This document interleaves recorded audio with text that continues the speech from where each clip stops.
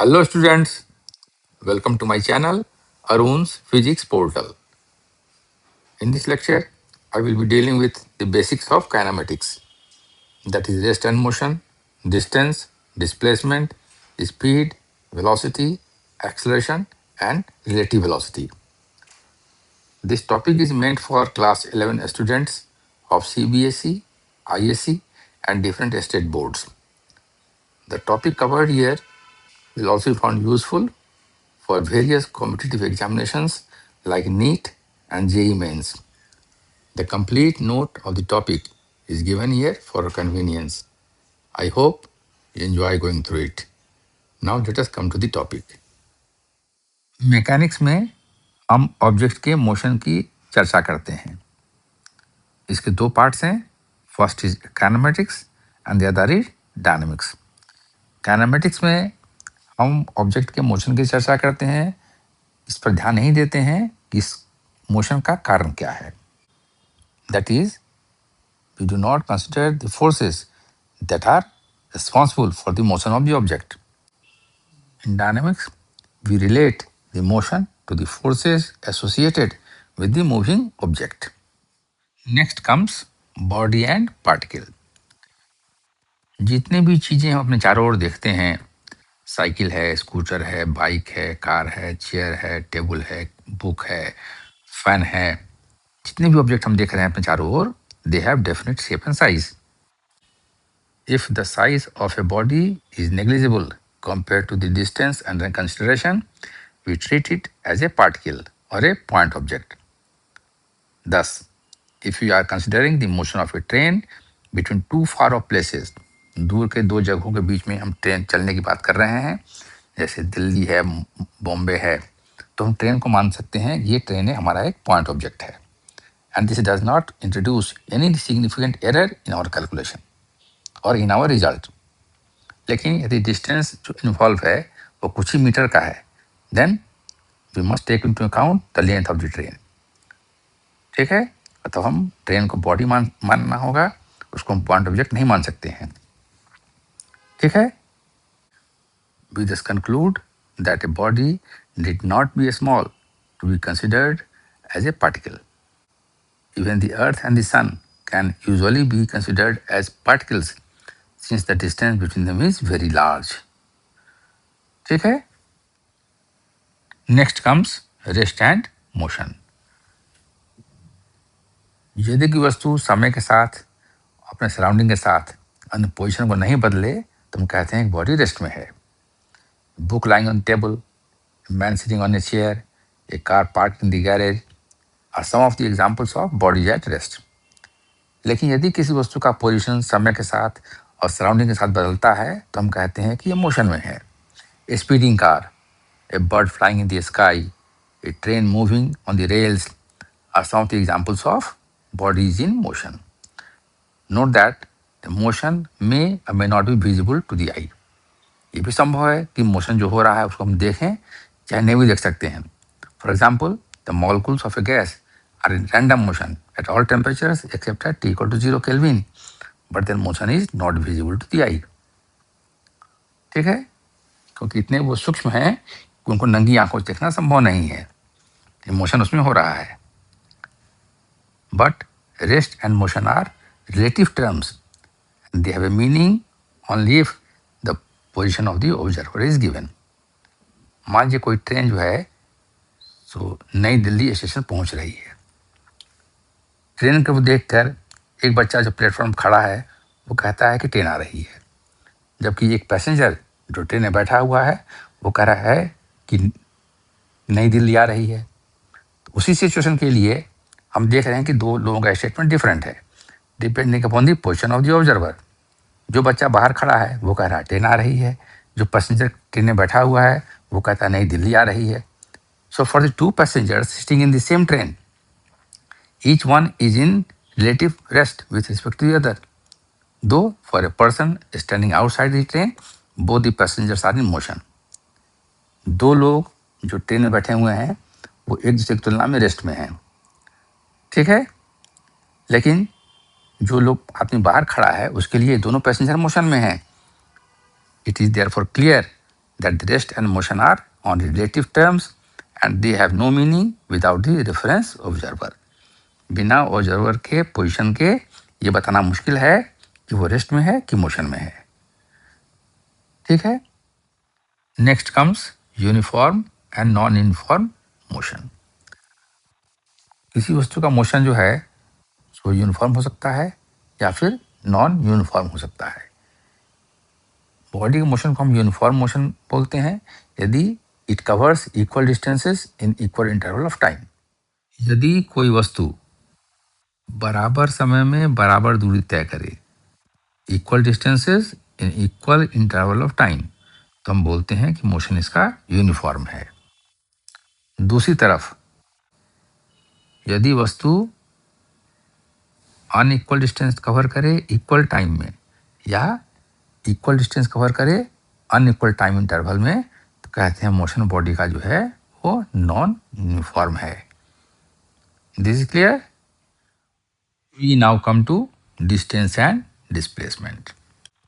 मान लीजिए कोई पार्टिकल t1 समय पर p पॉइंट पर है, जैसे कोऑर्डिनेट x1 y1 z1 है, और किसी दूसरे समय t2 पर वो q पॉइंट पर जिसे कोऑर्डिनेट x2 y2 और z2 हैं, जैसा कि हमने फिगर 1 में दिखाया है. This is your point p here, this is point q. Coordinates of the point p are x1 y1 z1 and that of the point q are x2 y2 and z2. Point p से q तक particle जो है so different path से होकर जा सकता है.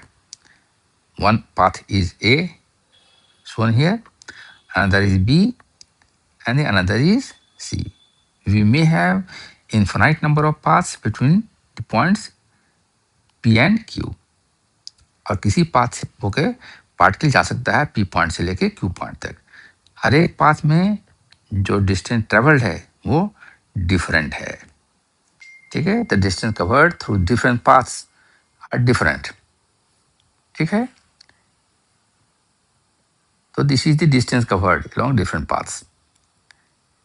तो डिस्टेंस जो है वो स्केलर क्वांटिटी है.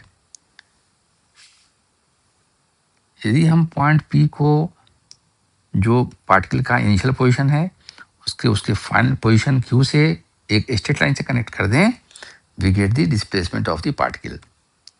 ठीक है. P पॉइंट को स्ट्रेट लाइन से ज्वाइन कर दीजिए पॉइंट Q से. ओके. पॉइंट P को ज्वाइन कर दीजिए पॉइंट Q से एक स्ट्रेट लाइन से. We then get the displacement of the particle. Displacement is a vector quantity and hence has both magnitude and direction. Displacement a vector quantity है and hence it has both magnitude and direction. The direction of displacement of the particle is from its initial position P to its final position Q, and the magnitude of the displacement is equal to the length of the straight line PQ. यहाँ ध्यान देने की बात है that the magnitude of displacement between any two points is the shortest distance between those two points. हम देख रहे हैं P से Q तक जाने के रास्ते अलग अलग हैं. ठीक है. सब में डिस्टेंस अलग अलग है. तो length of the path is different.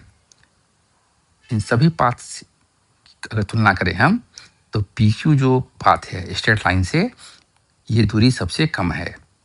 So the magnitude of displacement between any two points is the shortest distance between those two points. Okay. We now come to average speed and instantaneous speed.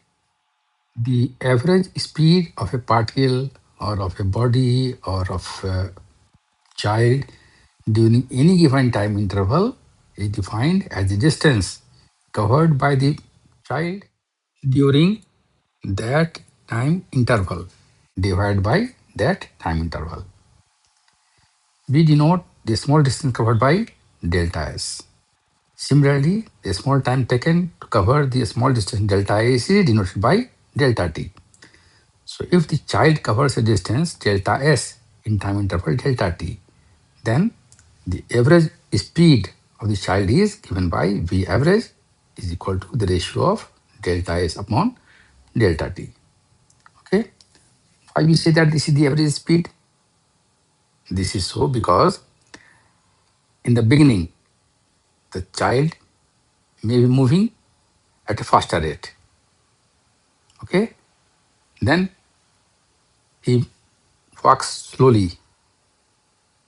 Then he may stop, isn't it? So he moves with different speeds during different time intervals. But the total distance covered in a time interval delta t is delta s by the child. Therefore, his average velocity is delta s upon delta t. Clear?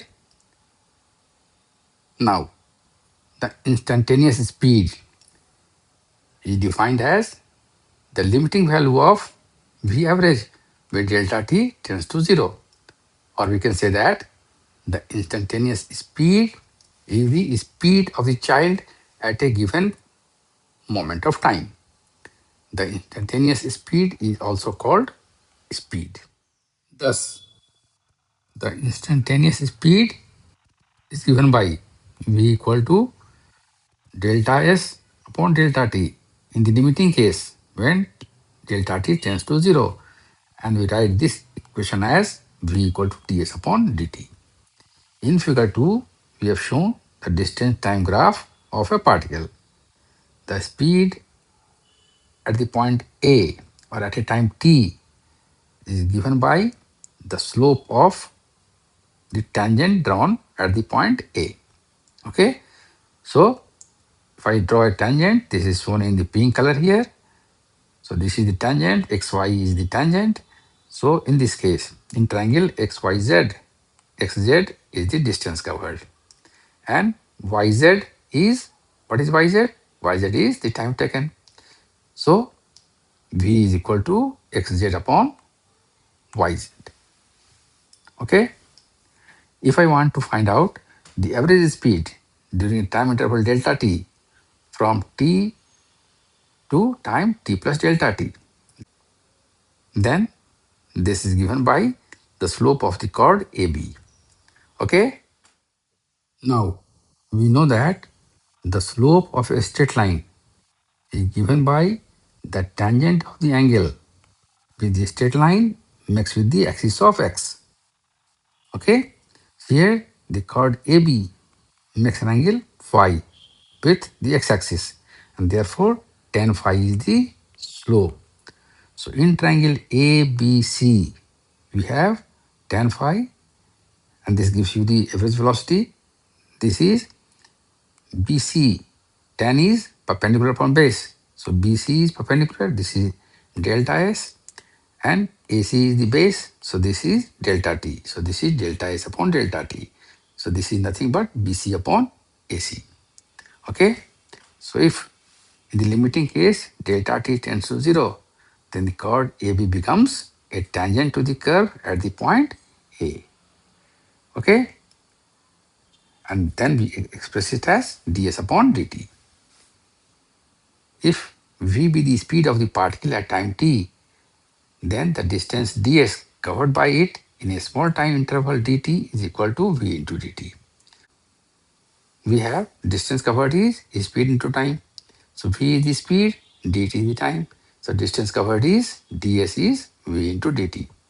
The total distance covered by the particle from time t1 to t2 will then be given by the integral of ds between the limits t equal to t1 to t equal to t2. Hence, s is equal to integral of ds. This is integral of v dt. The limits vary from t1 to t2. Okay. We plot speed time graph of the particle in figure 3. Then integral of v dt from time t1 to t2 represents the area of the shaded portion in figure 3. This is the portion shaded portion in figure 3 here. The total distance traversed by the particle from time t1 to t2 is thus given by the area bounded by vt curve, the time axis, and the two ordinates at t equal to t1 and t equal to t2. The dimensional formula for speed is L t to the power minus 1 and its SI unit is meter per second, abbreviated as m h to the power minus 1. Okay. So as you are aware, velocity has both magnitude and direction. Therefore, it is a vector quantity, whereas speed has simply magnitude and no direction. The average velocity of a particle in a given time interval is defined as the displacement of the particle during that time interval divided by the time interval. Since displacement is a vector quantity, the average velocity thus defined is also a vector quantity. Okay? Let the particle be at the point A at time t1, at the point B at time t2, as shown in figure 4 here. The displacement of the particle in the given time interval is AB. Initially, it was at the point A, finally it is at the point B.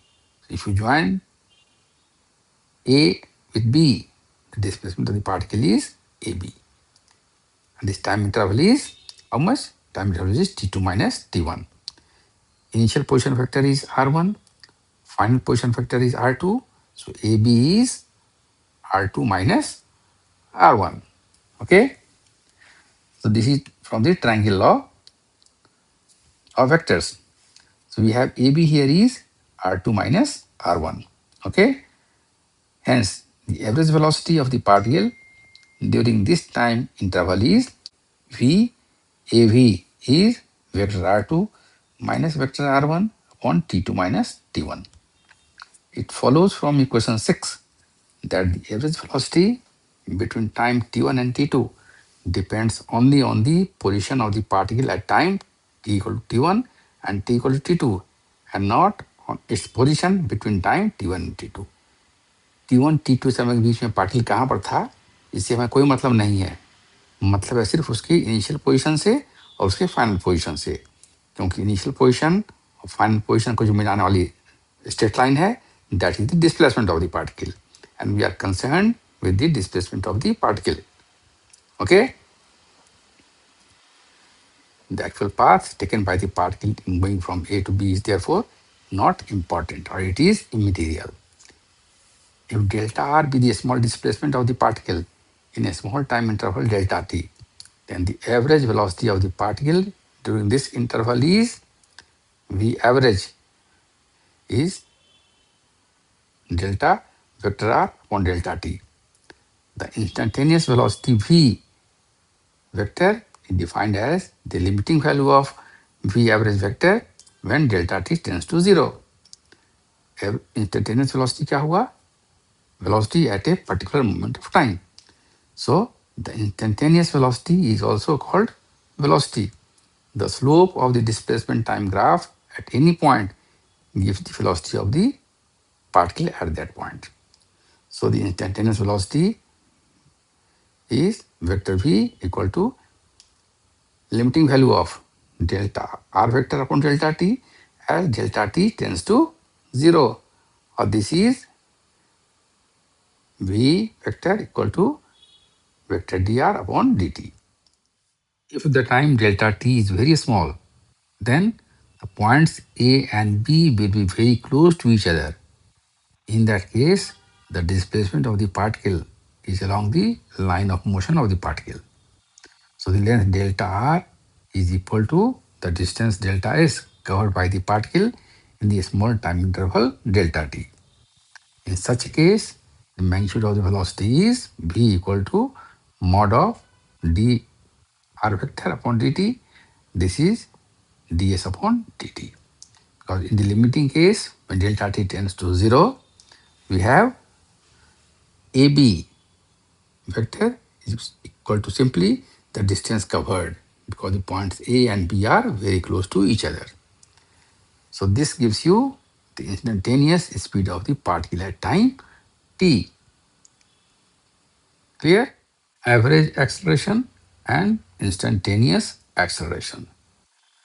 The average acceleration of a particle in any given time interval is defined as the change in its velocity during that interval divided by the time interval. As velocity is a vector quantity, the average acceleration is also a vector quantity. If v1 and v2 be respectively the velocity of the particle at time t1 and t2, then the change in velocity of the particle during the time interval t2 minus t1 is equal to vector v2 minus vector v1. So the average acceleration of the particle during this time interval is A average equal to vector v2 minus vector v1 upon t2 minus t1. It follows from equation 10 that the average acceleration between the time t1 and t2 depends only on the velocities of the particle at time t1 and time t equal to t2. How does the velocity change between the time t1 and t2 is therefore immaterial.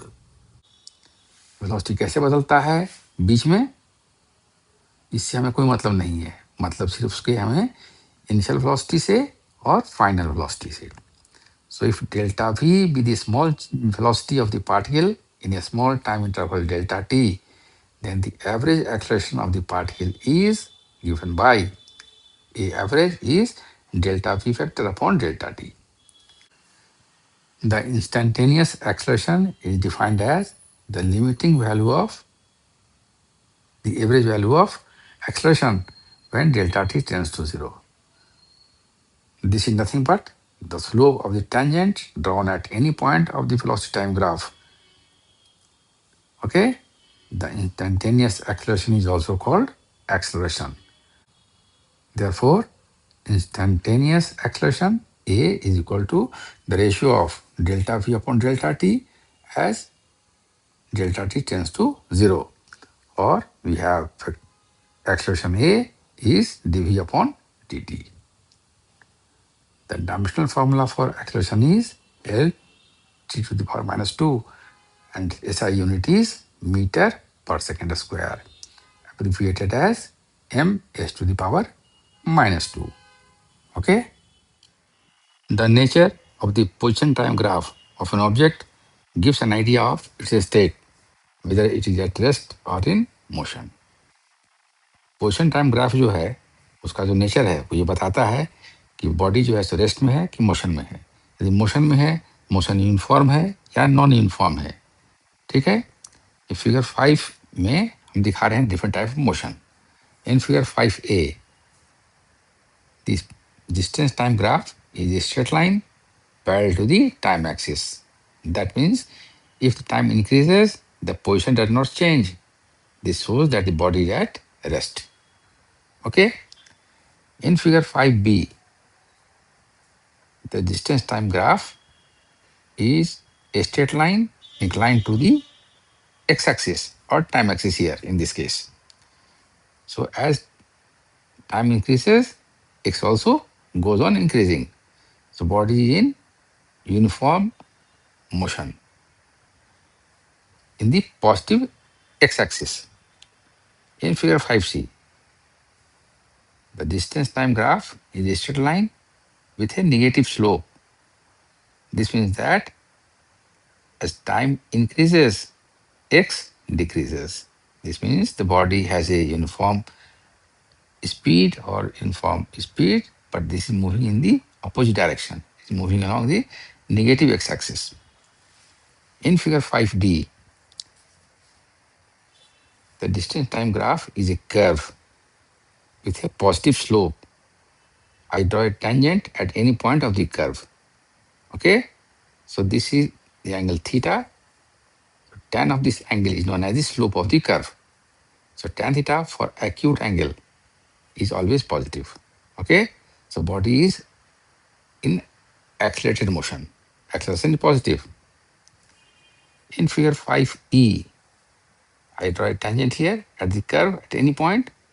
So this is the angle theta. So tan theta is negative because tan of an obtuse angle is always negative. So the slope is negative. So this shows a decelerated motion of the object. Note that the distance time graph can never be a straight line parallel to the distance axis, because in that case it will mean that the body has infinite speed, which is impossible. Okay? So ये कभी नहीं हो सकता है कि body का speed infinite हो. So the distance time graph can never be parallel to the distance axis. Clear? Okay. So what I have said is written here in the text. Okay. Now we come to the nature of the velocity time graph of an object, which gives us an idea of whether the velocity is constant or variable. If the velocity is variable, whether it is increasing or decreasing, or whether it increases or decreases in uniform or non-uniform fashion. In figure 6, we have shown you different types of velocity time graph. In figure 6a, as time increases, we see from here that as time increases, the velocity remains constant. So this graph is parallel to the time axis. So the velocity is a constant. In figure 6b, the velocity time graph is a straight line inclined to the time axis. So as time increases, velocity also increases. Because this is a straight line, the acceleration is uniform. Okay? In the positive direction of x-axis. In figure 6c, the velocity time graph is a straight line. That means it is accelerated, but in the negative direction of x-axis. Okay? In figure 6d, the velocity time graph is a curve. As we have shown you in distance time graph, if this is a curve, then it shows an increasing acceleration of the body. Body is accelerated, increasingly. Acceleration increases as time passes. Okay? Whereas in figure 6e, it is a curve. The velocity time graph is a curve with a negative slope, which shows that the it has a negative acceleration and acceleration is gradually decreasing. Okay? So what I have said here is written in this text. In the distance time graph, we have shown you that the distance time graph can never be parallel to the distance axis, because that will mean that the velocity is infinite. Similarly, in the velocity time graph, this graph can never be a straight line parallel to the velocity axis, as this will imply an infinite acceleration. Okay? Now, we see an example. A state giving reason whether the following statements are true or false. A particle in one dimension motion may have zero speed and non-zero acceleration at the same instant. Okay? Second part is a particle in one dimension motion may have zero speed but non-zero velocity at the same instant. Part C is a particle in one dimension motion with constant speed must have zero acceleration.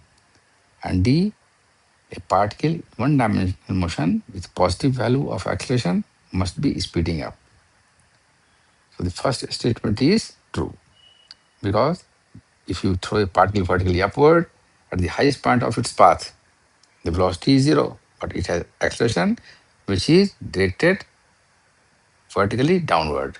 And this acceleration is equal to acceleration due to the gravity. Okay? In part B, this statement is false. This is because the velocity is the speed of the body in the given direction. When the speed is zero, the velocity has to be zero. Okay? Part C is a particle in one dimensional motion with constant speed must have zero acceleration. This statement is true. When the particle moves along a straight line with a constant speed, its velocity remains constant with time. Therefore, the acceleration is zero. And what about the last one? The velocity of a body moving with a constant acceleration at any instant is given by v equal to u plus at. This statement is not correct if u is negative and a is positive. That is, if u and a are oppositely directed. Then for all time, before v becomes zero, there will be slowing down of the speed. This happens in the case of a body projected vertically upwards. The given statement is true only if both U and A are positive. That is, if both U and A have the same direction. This refers to the case when a body is falling freely under gravity. Okay? Next, we come to the relative velocity. The relative velocity of an object A with respect to another object B is defined as the rate at which the object A changes its position with respect to object B. Mathematically, if VA and VB be the velocities of the objects A and B respectively, then the relative velocity of A with respect to B is defined as VAB equal to VA minus VB. That means to find the relative velocity of A with respect to B, I have to subtract the velocity of object B from the velocity of vector A vectorially. Okay? The magnitude and direction of VAB, which can be found by parallelogram law, then gives the relative velocity of the object A with respect to object B. In figure 7, we have shown the relative velocity of object A with respect to the body B. In figure A, the velocity VA and VB of the two bodies A and B respectively are parallel. So, from the velocity of body A, which is VA, I subtract velocity of body B. And the difference is the relative velocity of A with respect to the velocity of body B. In figure 7, the velocities of body A and B are neither parallel nor anti-parallel. What I do? I take the common point. This is the common point. From the common point, I take equal and opposite velocity of body B and combine the value of VA and VB. Okay? I complete the parallelogram. This is the parallelogram. This is VA. And if this is VB, and this is minus VB. I complete the parallelogram.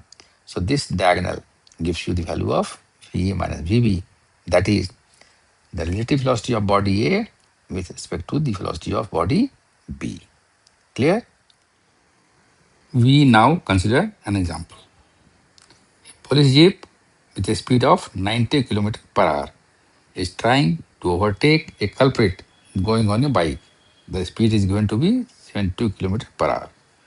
The bike crosses a turning and the police jeep crosses the same turning point 10 seconds later. Assuming that they move at constant speed, find how far from the turning will the police catch up with that bike. So this is the road, okay? This is the road. The culprit is moving along this direction.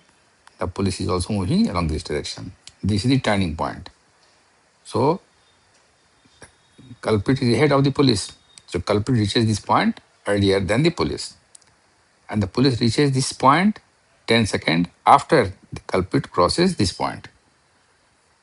Thereafter, both the culprit and the police move in the same direction. What we do? We first convert the speed given in kilometer per hour into meter per second. So 72 km per hour is 20 meter per second and 90 km per hour is 25 meter per second. Okay. So the police jeep crosses the turning 10 seconds after the culprit has crossed. So in these 10 seconds, the culprit has covered a distance of how much? 20, this is the speed, 20 meter per second into 10 seconds. So this is 200 meter. Therefore, the distance between the police and the culprit when the jeep reaches the turning is 200 meter. Now, both the police and the culprit are moving in the same direction with a speed of 25 meter per second and 20 meter per second respectively. So see, initially both were moving along the same direction and the culprit was ahead of the police. Okay? Police reaches this turning point 10 seconds after the culprit crossed this point. So in this 10 seconds, the culprit with a speed of 20 meter per second has covered its distance of 200 meters. So the culprit is ahead of the police by 200 meters initially. Okay. So the police is moving with a speed of 25 meters per second in the same towards right, and the culprit is also moving towards right with a speed of 20 meters per second. The relative velocity between the police and the culprit is therefore 5 meters per second. So the distance between the police and the culprit initially was 200 meters. So this distance is to be covered with a relative velocity of 5 meters per second. The relative velocity of police with respect to the culprit is only 5 meters per second. This is 25 meters per second and this is 20 meters per second. So the relative velocity of police with respect to the culprit is 5 meters per second. If the police catches the culprit in time t, then 5 meters per second into t, it must be equal to 200 meters.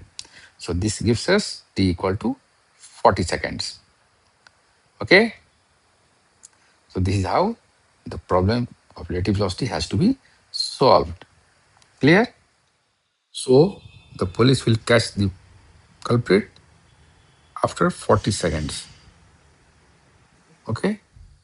So this is all about the basics of kinematics. We have seen in this lecture what is rest and motion, what is uniform and non-uniform motion, what is distance and displacement, what is average speed and instantaneous speed, what is the average velocity and instantaneous velocity, what is average acceleration and instantaneous acceleration, and so on. We have also seen what is the relative velocity.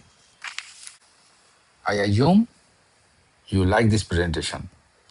यदि आपको मेरा यह presentation अच्छा लगा हो तो इसे like करें, शेयर करें और मेरे इस चैनल को सब्सक्राइब करें.